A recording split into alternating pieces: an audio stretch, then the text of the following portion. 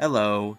In between my mainline Kirby ranking, I finally got my hands on the upgrade pack for Kirby in the Forgotten Land, mainly checking out the newly added Star-Crossed World, the main attraction to this whole upgrade pack. I took a break from my ranking video to play through the whole thing with my good friend Slime King, so I can give my full thoughts on it and if I thought it was worth it. So, why don't we take a dive into that right now?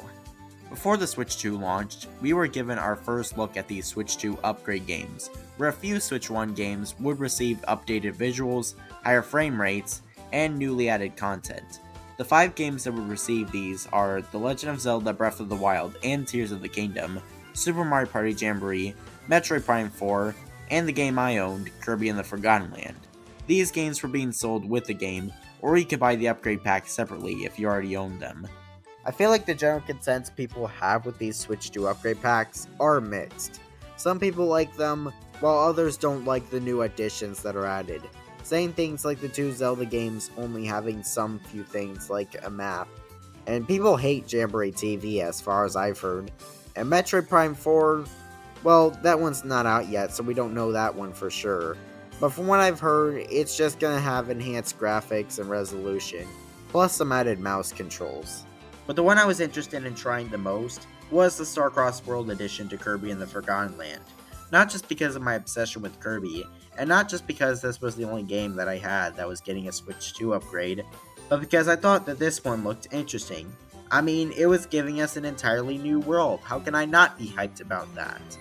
Anyways, now that I've bought the Switch 2 upgrade of Kirby in the Forgotten Land, why not we check this one out and see if this was worth $20? I won't talk about the higher graphics and higher frame rates. Those aren't important. We're here to talk about the Star-Crossed World portion of the upgrade pack.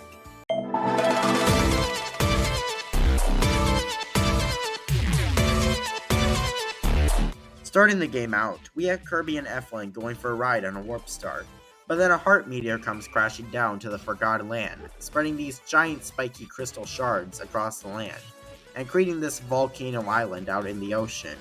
We head over to the island where we're greeted to Astrometer Waddle Dee, telling us that the meteor will blow if we don't collect the Starries, the crystal creatures that protect this meteor. And so we are greeted to our first level of this mode, where each level will have some crystals formed into the world, until we go out into the forest to get that first glance of that building. Oh my god, there's a f***ing meteor that's gonna hit that building! Save yourselves! Anyways, these crystals change the previous levels you explored in the main game. Usually these levels will let you go places that you normally couldn't go during normal gameplay. Like with here, you can climb up the building that the meteor just hit.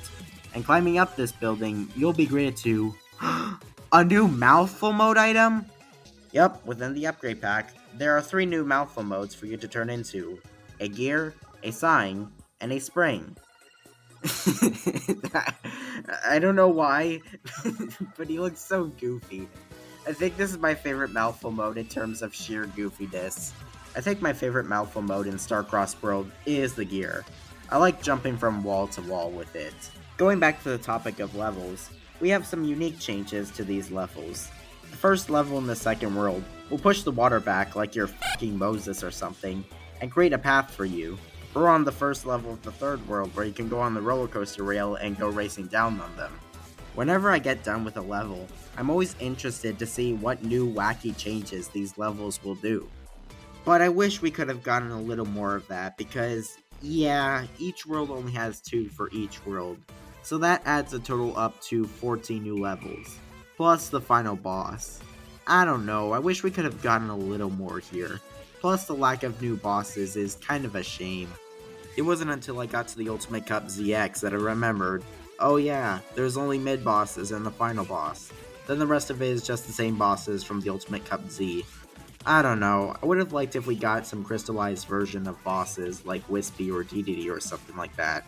After me and Slime finished the last level in Redguard Forbidden Lands, we got all the Starries. Is what we thought. Turns out in World 2 Level 1, we forgot to go back to get this last Starry, and we didn't realize that until we beat the final boss and the Ultimate Cup ZX. But, hey, let's not worry about that. Then me and Slime went to the final boss, and oh shit, this was quite an ordeal. We were on our toes the entire time, and we surprisingly made it out with not a single death. and then the credits roll. Overall, me and Slime had a great time completing this. That's all that really matters here. I think my only complaints I would give this is that it could have been a lot longer, and some new bosses would be nice other than just the mid-boss and final boss. But I think this might be the best Switch 2 upgrade so far. We'll see once the Super Mario Bros. Wonder Switch 2 upgrade comes out. I don't think that's really a high bar to clear, but we'll see.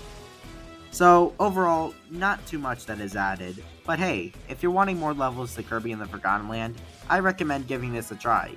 It's pretty good, but not $20 worth good. Okay, now with that out of the way, I can go back to working on my mainline Kirby game ranking now. See you once that comes out.